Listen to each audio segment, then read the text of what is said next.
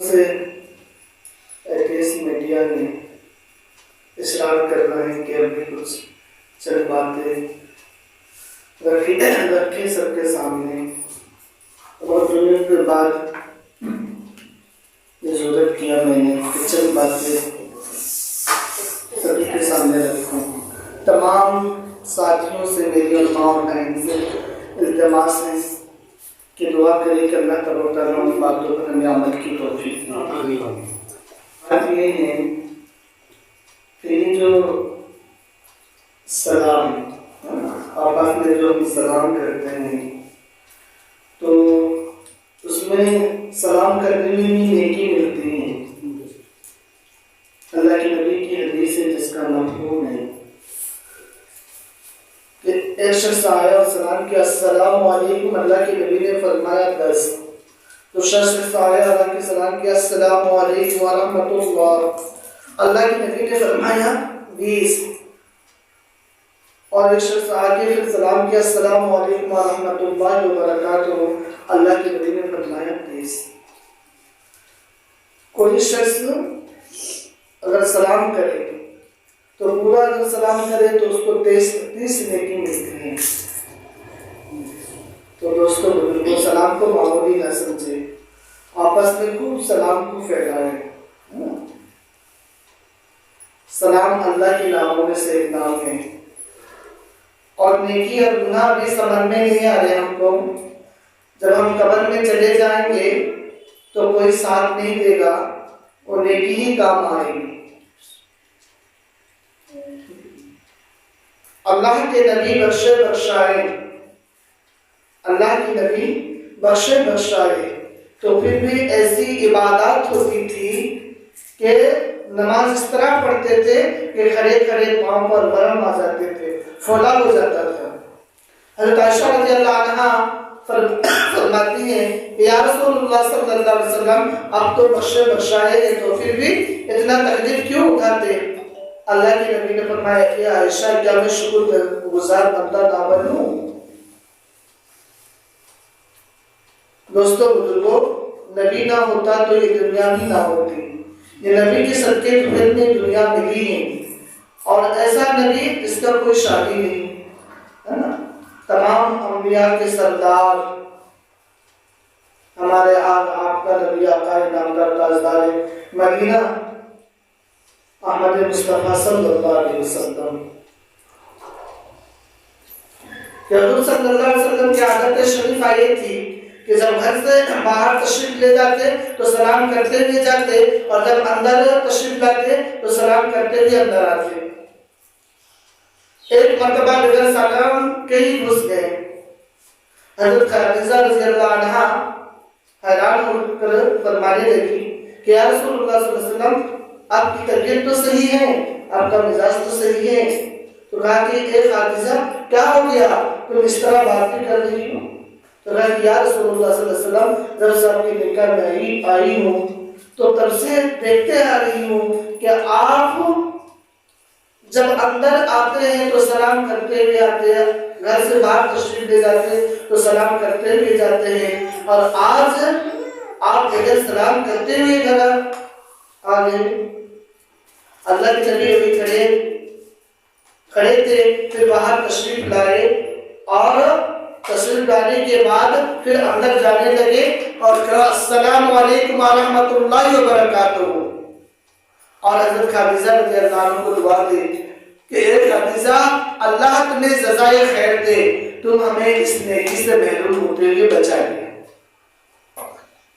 میرے دوستوں بزرگوں، اللہ کے نبی بخشے بخشائے، لیکن تو پھر بھی نیکی کی ہے نا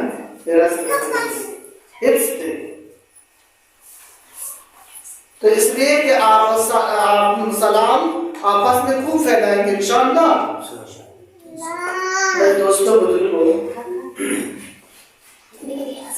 اگر ایمان صحیح ہو تو سب چیز صحیح ہو جائے گی۔ آج ہم لوگ کا ایمان میں کمی ہے، اس لیے اعمال میں بھی استقامت نہیں ہے نا۔ ایمان جس دن صحیح ہو جائے گا تو اعمال پر استقامت ہوگا۔ آج ہمارا اور ہم اعمال بھی کرتے ہیں تو یقین نہیں ہے، اور یقین کے ساتھ اگر اعمال کیا جائے تو اللہ تبارک و تعالیٰ نوازتے ہیں، اور بغیر یقین کے اگر عمل کریں گے تو نہیں ملے گا کہ اللہ تبارک و تعالیٰ کا وعدوں کا یقین کرتے ہوئے اس عمل کو کیا جائے۔ میرے دوستوں بزرگوں، ایمان کوئی دوسری چیز نہیں ہے، بلکہ ایمان یہ ہے کہ لغت میں کسی کی بات کو کسی کے اعتماد پر یقینی طور سے مان لینے کا نام ہے، اور دین کی خاص اصطلاح میں خبر رسول کو بغیر مشاہدہ کے محض رسول کے اعتماد پر یقینی طور سے مان لینے کا نام ایمان ہے۔ کہ اللہ کی نبی نے جو خبر دی ہے وہ میری آنکھ دیکھے نہ دیکھے، لیکن اس بات کو یقین کر لینا، دل کے یقین کے ساتھ اس بات کو مان لینا، اس کو ایمان کہا گیا۔ صحابہ رضی اللہ عنہ اجمعین حضور صلی اللہ علیہ وسلم کے ہر بات کو تہہ دل سے تسلیم کرتے تھے، اس بات کو یقین کرتے تھے دوستوں بزرگوں صحابہ رضی اللہ عنہ، اور اس بات پر عمل کرتے تھے۔ ایک موقع پر حضرت ابن عباس رضی اللہ عنہ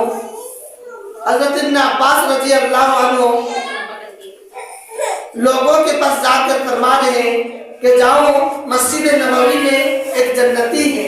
لوگ دوڑے ہوئے آئے کہ دیکھیں کیسے جنتی ہوتی ہیں، تو دیکھ رہے ہیں ایک کالی کلوٹی بڑھیا حبشی کے رہنے والے ہے نا، شکل صورت نہیں ہے جس کے، کالا ہے نا، ہونٹ موٹا، اور فرما حضرت ابن عباس رضی اللہ عنہ کو لوگ فرما رہے ہیں کیا یہ جنتی ہے؟ تو انہوں نے کہا جنتی ہے۔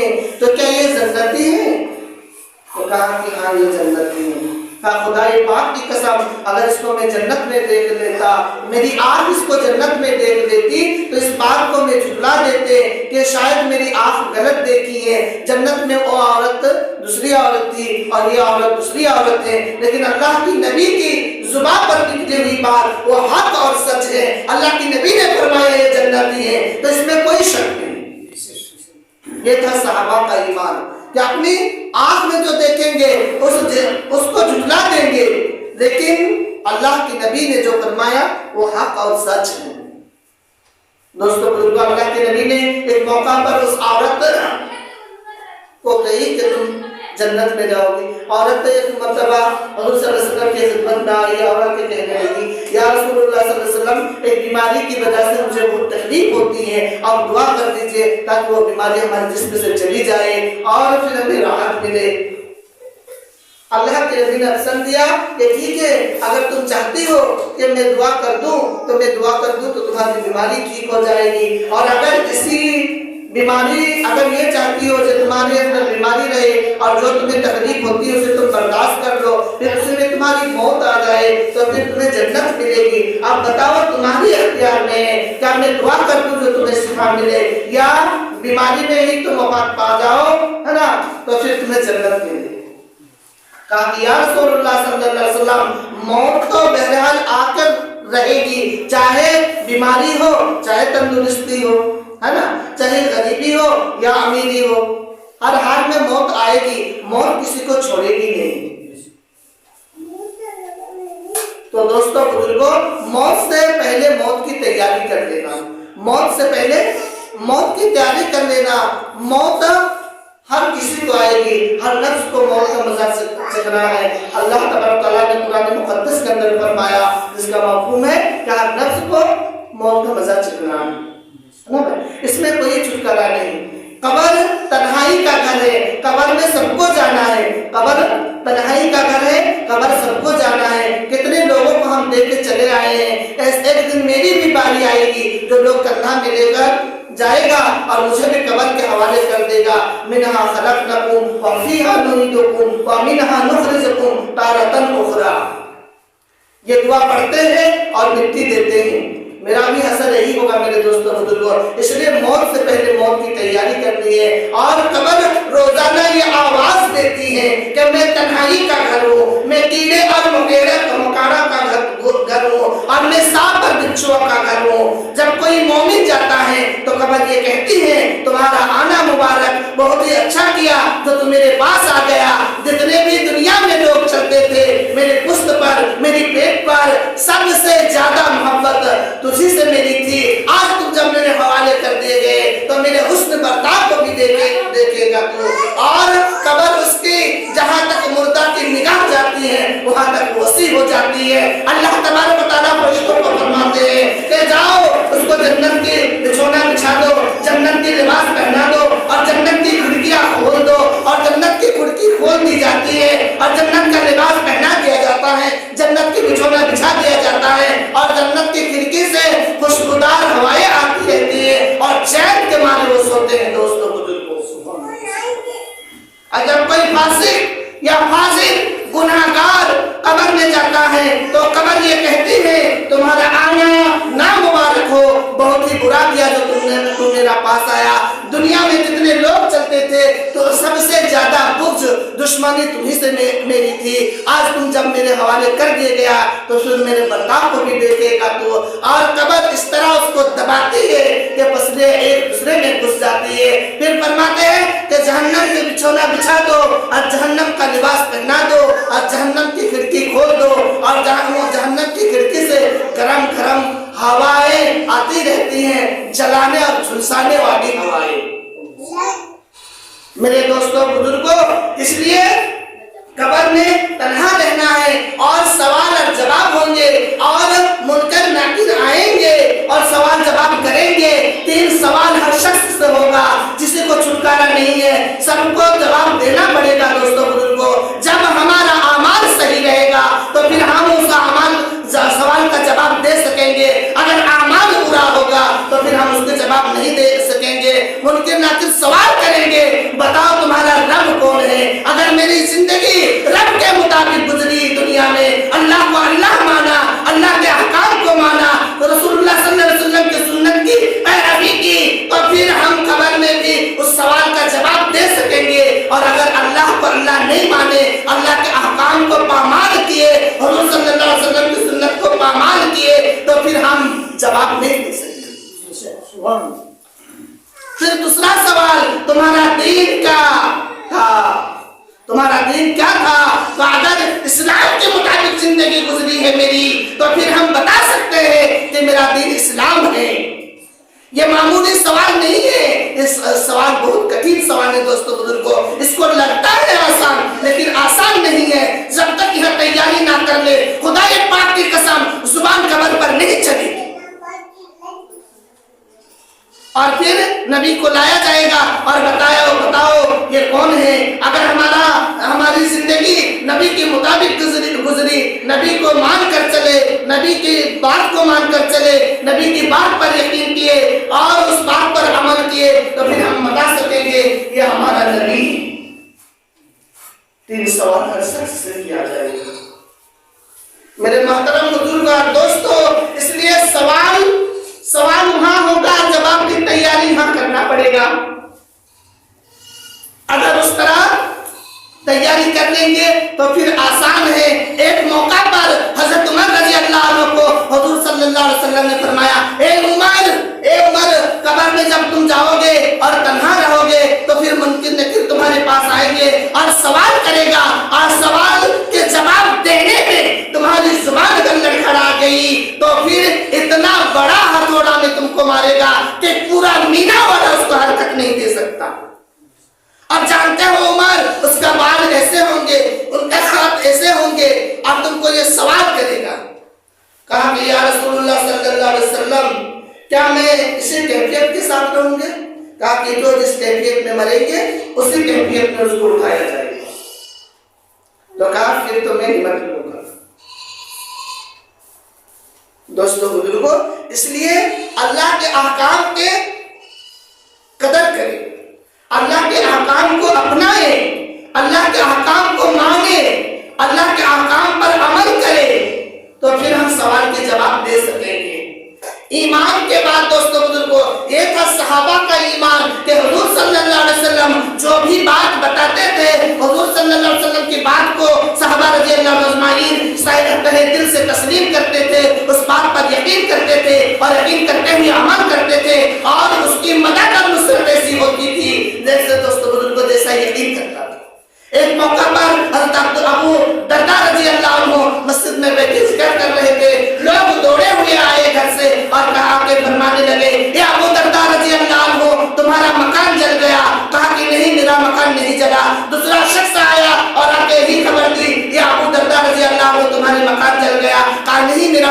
نہیں جلا. تیسرا شخص آیا اور آ کے کہنے لگے یا ابو درداء رضی اللہ عنہ تمہارا مکان جل گیا. کہ نہیں میرا مکان نہیں جلا. چوتھا شخص آیا اور آ کے فرمانے لگے کہ یہ ابو درداء رضی اللہ عنہ تم آگ کے سرارے بہت بلند ہوئے لیکن وہ آگ جب تمہارے مقام تک پہنچی تو بجھ گئی. حضرت ابو درداء رضی اللہ عنہ نے فرمایا کہ مجھے معلوم تھا کہ ایسا نہیں ہوگا. اللہ کی نبی کا فرمان حق ہے اور سچ ہے. اللہ کی نبی نے فرمایا کہ اگر کوئی صبح یہ کلمات پڑھ لے گا تو شام تک کوئی مصیبت پریشانی نہیں آئے گی. میں نے صبح یہ کلمات پڑھے تھے, میں نے اس پر عمل کیا اور یقین کے ساتھ کیا.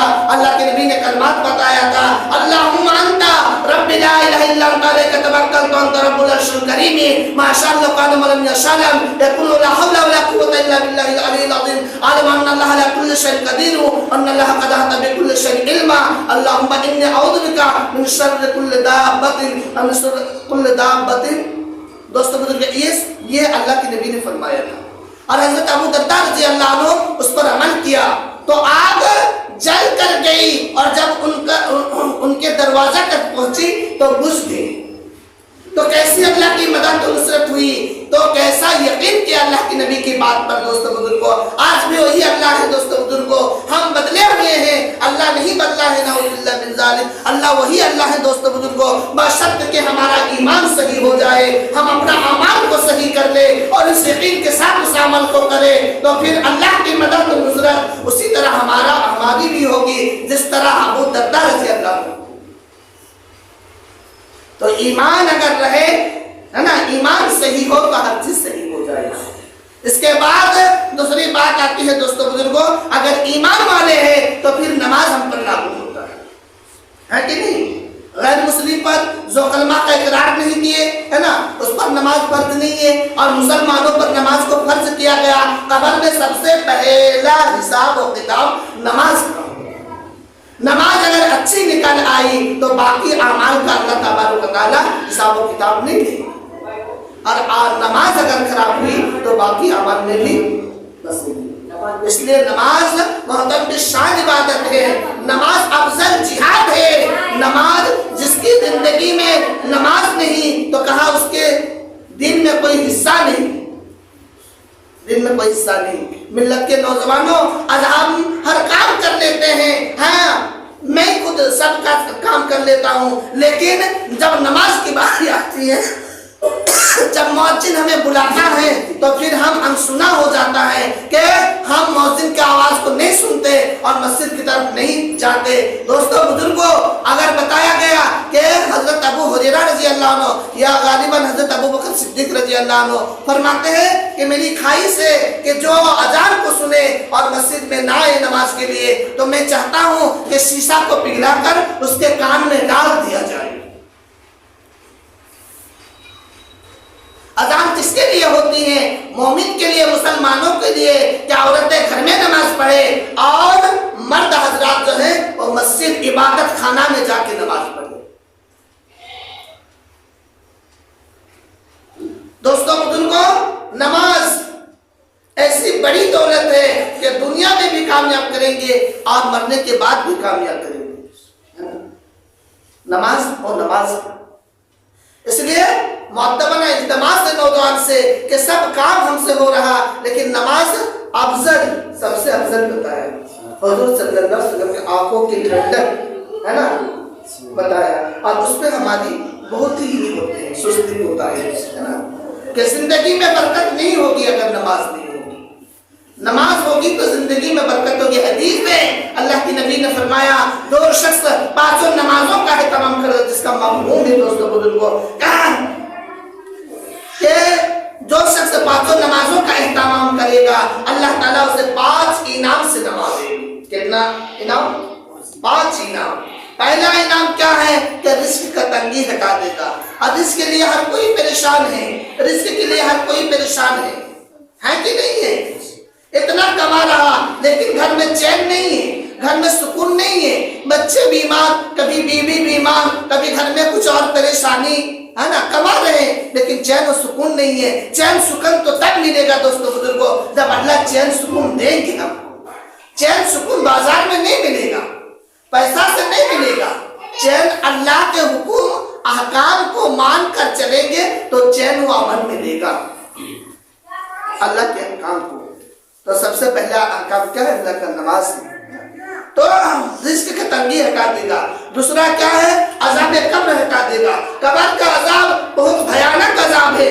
اللہ ہم سب کو یقین نصیب فرمائے. قبر دیکھنے میں اتنی چھوٹی ہے دوستو بزرگوں، لیکن ان کے اندر جب جائیں گے نا تب پتہ چلے گا کہ قبر کیا ہے. بڑے بڑے آزداوار بچھو وہاں پر ہیں.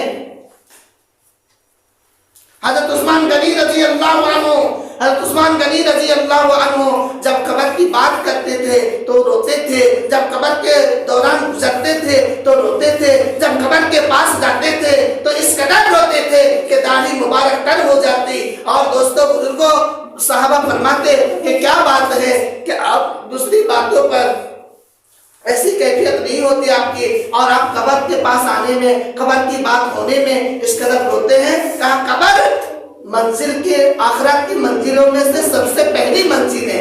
اگر اس میں سہولت سے پار ہو گئے تو باقی کی منزل بھی آسان ہے، اگر اس میں پھنس گئے تو باقی کی منزل میں بھی پھنستے چلے جائیں گے. تو اللہ تبارک تعالیٰ نماز کے اہتمام سے اللہ تعالیٰ رزق کی تنگی ہٹا دے گا، عذاب کا قبر ہٹا دے گا. اور تیسرا انعام دوستوں بزرگوں، اعمال نامہ جو ہے داہنے ہاتھ میں دیں گے، جو خوش و خرم ہر شخص کو دکھاتے پھریں گے. جنت کی سرٹیفکیٹ ان کو مل گئی اور وہ ہر شخص کو دکھاتے پھریں گے کہ دیکھو دیکھو ہم کو جنت کی سرٹیفکیٹ ملی. جیسے دنیا کی دستور ہوتے ہیں، بچے پاس کرتے ہیں فرسٹ ڈویژن میں، سیکنڈ ڈویژن میں، تو انہیں بہت خوشی ہوتی ہے اور خوشی کے مارے لوگوں کو دکھاتے پھرتے ہیں اور بولتے پھرتے ہیں اور طرح طرح کے مٹھائیاں، بریانی وغیرہ پارٹی لیتے ہیں. تو ایسے ہی خوشی ہوگی دوستوں. اور چوتھا انعام جو ہے پلسرات کا راستہ آسان کر دیں گے. روایتوں کے اندر آیا ہے دوستوں بزرگوں کہ پلسرات 1500 سال کا راستہ ہے. کتنا سال؟ 1500 سال کا راستہ ہے کہ بال سے بھی زیادہ باریک ہے اور تلوار سے بھی زیادہ تیز ہے. اس میں پار ہونا پڑے گا. اگر نماز کے اہتمام ہوئی رہی تو پھر اللہ تعالیٰ بجلی کی طرح پار کر دیں گے. اور پانچواں انعام اللہ کی طرف سے یہ ہے کہ اللہ تبارک و تعالیٰ بغیر حساب کتاب، کوئی حساب کتاب نہیں لیں گے اور اللہ تبارک و تعالیٰ جنت میں داخلہ کر دیں گے. نماز کے اہتمام ہوگی تو 5 انعام ملے گا، اور نماز کے اندر سستی ہوگی تو 15 طریقہ کا عذاب ملے گا. اللہ ہم سب پر رحم کرنا کہ 5 طرح دنیا میں اور 3 طرح موت کے وقت اور 3 طرح قبر میں اور 3 طرح قبر سے نکالنے کے بعد. دنیا کے پاس تو یہ ہے، اول اس کے زندگی میں برکت نہیں رہی. اب غور کرے ساتھی کہ کما رہا لیکن زندگی میں برکت نہیں، کیونکہ اللہ کے احکام نہیں مانا، نماز زندگی میں نہیں ہے تو اس لیے زندگی میں برکت بھی نہیں ہے. اول اس کی زندگی میں برکت نہیں رہتی. دوسرا صلح کا نور، اللہ کی طرف سے ایک نور دیا جاتا ہے، اس نور کو بھی چھین لیتا ہے. اور تیسرا جو ہے دوستوں بزرگوں کیا ہے کہ نیک کاموں کا اجر ہٹا دیا جاتا ہے.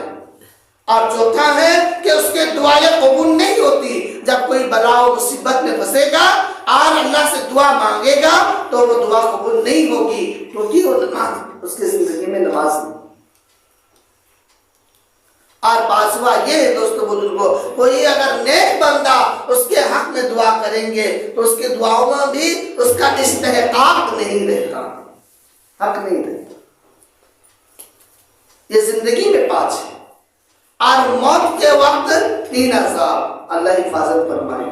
اول جلت سے مرتا ہے، دوسرا بھوکا مرتا ہے، تیسرا پیاس کے شدت میں موت آتی ہے کہ اگر سمندر بھی پلا دے تو پیاس نہیں بجھتی.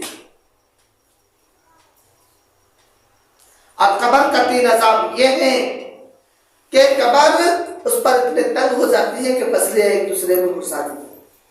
اللہ حفاظت فرمائے. اور دوسرا عذاب یہ ہے کہ قبر پر آگ جلا دی جائے گی. اللہ ہم سب کو یقین نصیب فرمائے. اور تیسرا یہ ہے میرے محترم بزرگوں دوستوں کہ اس پر ایک سانپ ایسا مسلط کر دیتا جس کا لمبائی بتایا کہ پورا دن بھر چل کر ان کے خطر اس کے خطر تک پہنچا جائے. اس کی آواز بجلی کی کڑک کی طرح ہوتی ہے اور اس کی آنکھیں آگ کی ہوتی ہیں اور اس کے ناخن لوہے کی ہوتی ہیں اور وہ بے نمازی پر مسلط کر دیا جاتا ہے. اور سانپ کہے گا اور ڈسے گا تو نے فجر کی نماز کو ضائع کیا اس لیے آفتاب نکلنے تک مارے جاؤ. تو نے ظہر کی نماز کو ضائع کیا اس لیے عصر تک مارے جاؤ. تو نے عصر کی نماز کو ضائع کیا اس لیے مغرب تک مارے جاؤ. تو نے مغرب کی نماز کو ضائع کیا اس لیے عشاء تک مارے جاؤ. جب وہ سانپ اسے ایک دفعہ مارتا ہے جس کی وجہ سے وہ مردہ 70 ہاتھ زمین میں دھس جاتا ہے پھر لوہے کی ناخن سے اسے اٹھاتا ہے. اتنا بھیانک عذاب ہے. اس لیے نماز میں جو سستی کوتاہی ہوئی ہے اللہ اسے معاف فرمائے. آئندہ ضائع کرے ارادہ کرے اللہ سے دعا کرے کہ اللہ جو غلطی کا کمی ہوئی ہے اللہ اسے تو اپنے فضل کرم سے معاف فرما اور آئندہ کے لیے ارادہ کرے کہ انشاءاللہ پانچوں وقت کی نمازوں کے اہتمام کریں گے. اہتمام نماز پر اللہ کی مدد ہے. جس نے نماز کو ضروری سمجھا نماز پڑھنے کو ضروری سمجھا وہ جنت میں داخل. تو میرے محترم بزرگ اور دوستو جو بات کہیں عمل کے لیے ہی کافی ہے نا اور زندگی میری بھی عمل سے خالی ہے. سبھی ماں اور بہن سے اور تمام ساتھیوں سے اور تمام علماء حضرات سے میری یہ گزارش ہے کہ دعا کرے کہ اللہ تبارک تعالیٰ ہمیں بھی اس بات پر عمل کی توفیق عطا فرمائے اور ہم سب کو پانچوں وقت کی نماز اہتمام سے ادا کرنے کی توفیق اور ہمارے کہنے میں جو غلطی ہوئی اللہ تعالیٰ اسے معاف فرمائے. ہم سب کو کہیں سنی باتوں پر زیادہ سے زیادہ عمل کی توفیق